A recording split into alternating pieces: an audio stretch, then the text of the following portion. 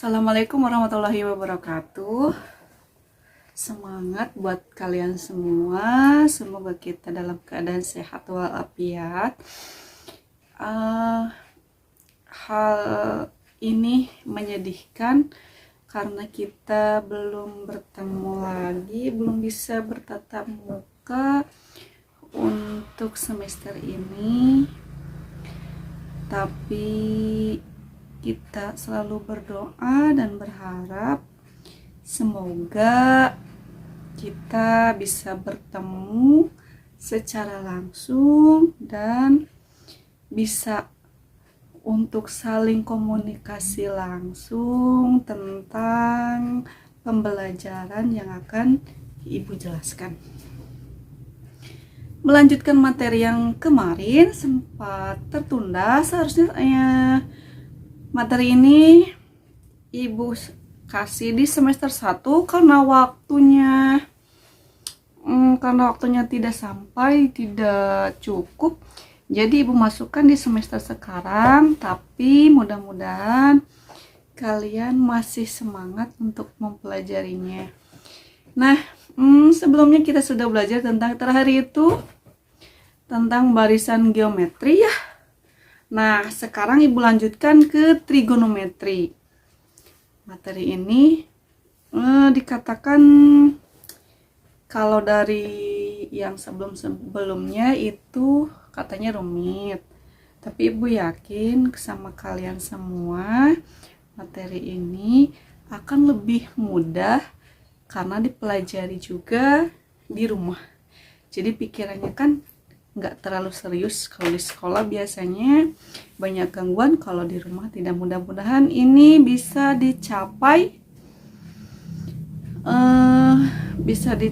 dengan sempurna dan materi ini bisa diselesaikan dengan tepat waktu.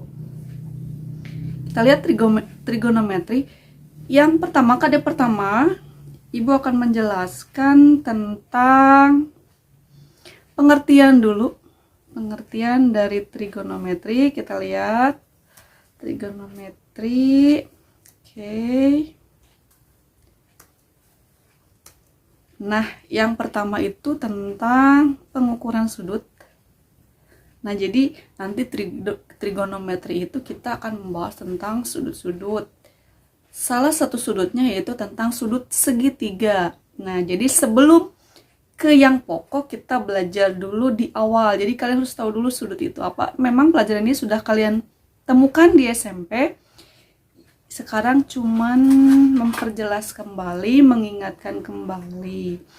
Nah, yang pertama yang akan dibahas adalah tentang pengukuran sudut. Kita lihatlah gambar-gambar di bawah ini ya. Lihat gambarnya nih.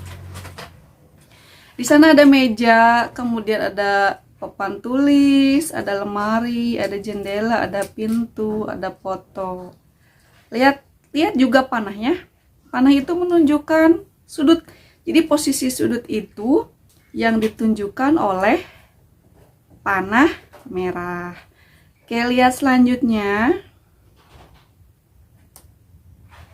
Setelah melihat gambar, kita bisa menentukan yang dinamakan dengan sudut ya. Tadi kan sudah dilihat ya, sudut itu ditunjukkan oleh panah warna merah. Nah, jadi sudut adalah daerah yang dibatasi oleh dua ruas garis dan titik. Itu disebutnya sudut. Jadi daerah yang dibatasi dua ruas garis dan titik. Kita lanjutkan. Tadi sudut pengertiannya ya. Sekarang kita lihat lambangnya. Nanti lambang-lambang ini akan sering kalian temukan di nanti perbandingan sudut setelah ini. Nah, lihatlah lambangnya. Lambang yang biasa digunakan untuk materi ini. Pertama ada alfa, beta, kemudian theta, dan yang lainnya. Jadi sebenarnya ada beberapa yang sering dipakai, tapi Ibu cukup memberitahukan 3 lambang aja. Ini lambang sudut ya, namanya alfa, beta, theta. Ini nanti kalian akan temukan. Jadi kalian tidak usah bingung lagi ini sebenarnya apa, ini adalah lambang sudut ya. Oke, kita lanjutkan. Pengertian sudah ya, tadi lambangnya sudah. Terus kita lanjut ke ukuran sudut. Di sini Ibu kasih 4 gambar. Ada 1/360 putaran gambar pertama, kemudian yang keduanya 1/4 putaran, kemudian yang ketiganya setengah putaran, dan terakhir ada 1 putaran penuh. Kita lihat kembali, itu hanya memperlihatkan gambar. Kita lihat pernyataan dari gambar ya. Bisa kita lihat nih. Ini materi cuman materi umum, materi dasar. Sebelum ke materi pokok, jadi Ibu hanya mengingatkan untuk yang ini. 1 derajat itu nilainya sama dengan 60 menit. Jadi per putaran kan tadi ada 1 putaran penuh ya. Kalau 1 derajat itu nilainya sama dengan 60 menit. Nah, kalau 1 menit itu sama dengan nilainya 1/60 derajat. Ada lagi, 1 menit itu bisa menjadi atau sama nilainya dengan 60 detik. 1 detik nilainya 1/60 menit. Lihat di situ gambarnya. Oke. Nah, sekarang ukuran sudut dalam radian. Ini hanya mengingatkan ya, ini materi dasar aja.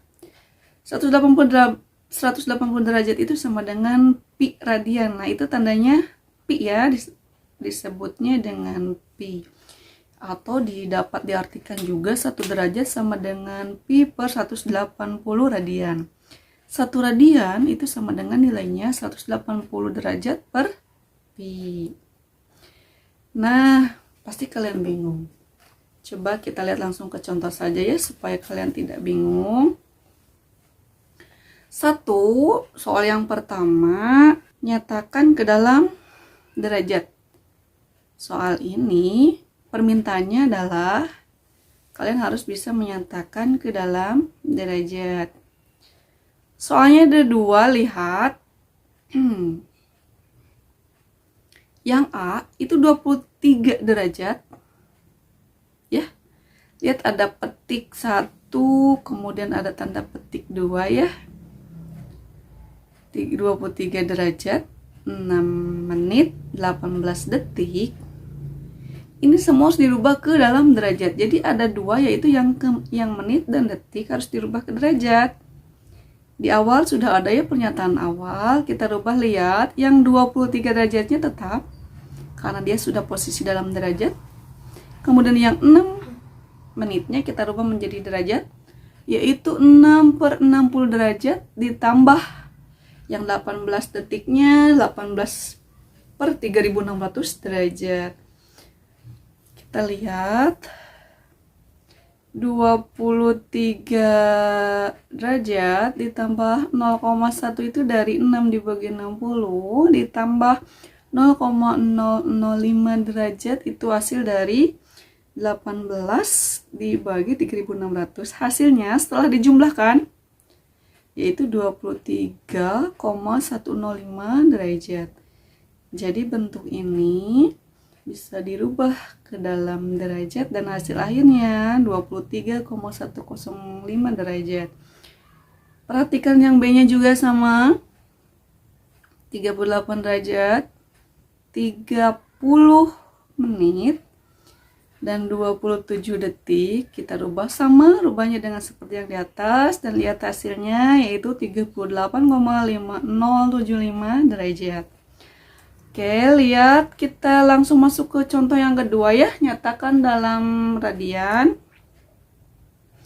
Lihat contohnya, ada 2 soal, nyatakan 120 derajat dalam radian. Yang keduanya nyatakan 5 pi per 4 radian dalam derajat. Nah, lihat, yang kita bahas yang A dulu ya. Untuk mengkonversi derajat ke radian, kita kalikan dengan pi per 180. Pi per 180 di awal sudah ya. Ada pernyataan ini, kalian tinggal lihat. 120 derajat itu sama dengan 120 dikali pi per 180 radian sama dengan 2 pi per 3 radian.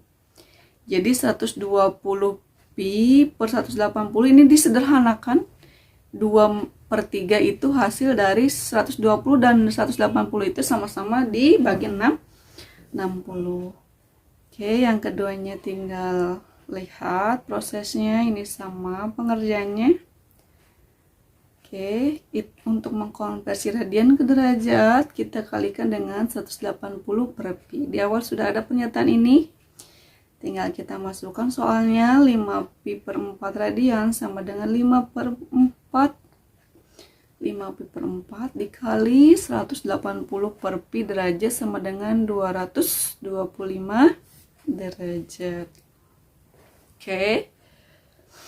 Kalian kalau masih bingung, kalian bisa melihat di buku atau di YouTube yang lain. Silahkan, bebas kalian mencari materi ini. Ini hanya sekilas.